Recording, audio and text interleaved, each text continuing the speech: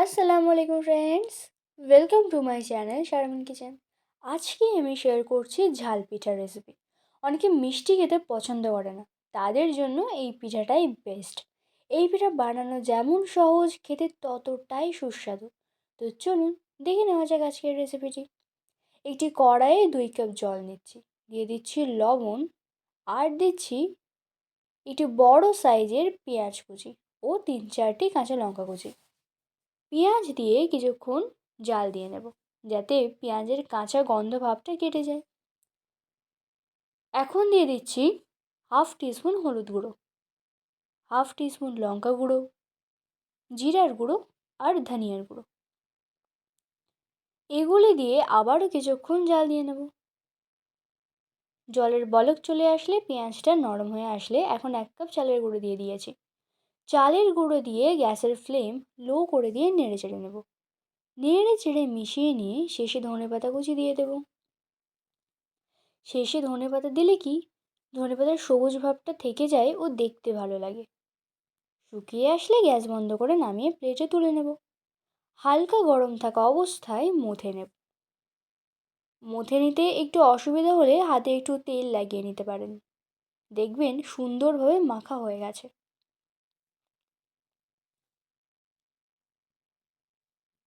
এরকম একটি ডো বানিয়ে নেব। এবার কিছু লেচি নিয়ে রুটি বেলে নেব। যাতে বেলবো তাতে একটু তেল লাগিয়ে নেব, এতে করে পিঠাটা পরে তুলে নিতে সুবিধা হবে। এবার এই লেচি নিয়ে রুটির মতো বেলে নেব।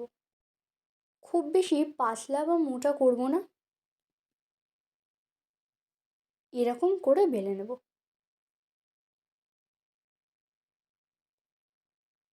দেখুন, এইভাবে।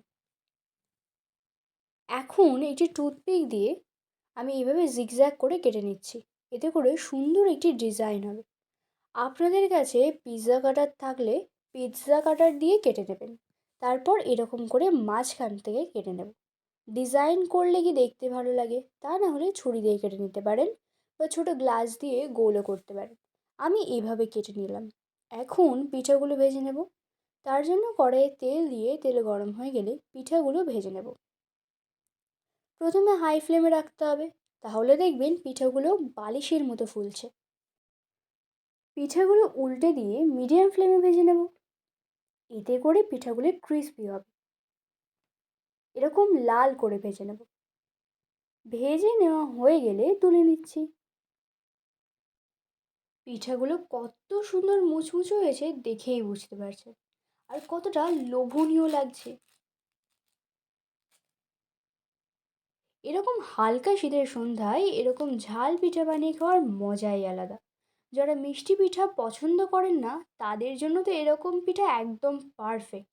এত সহজে এত মজার একটি পিঠা আপনারা বানিয়ে ফেলুন, আশা করছি ভালো লাগবে। আজকের ভিডিওটি কেমন লেগেছে কমেন্ট করে জানাবেন। ভিডিওটি ভালো লাগলে লাইক শেয়ার করে দেবেন। আর আমার চ্যানেলের নতুন সদস্য হয়ে থাকলে চ্যানেলটি সাবস্ক্রাইব করে পাশে থাকার অনুরোধ রইল। আজকের ভিডিওটি এই পর্যন্ত, আবার দেখা হবে নেক্সট ভিডিওর সাথে। Thanks for watching.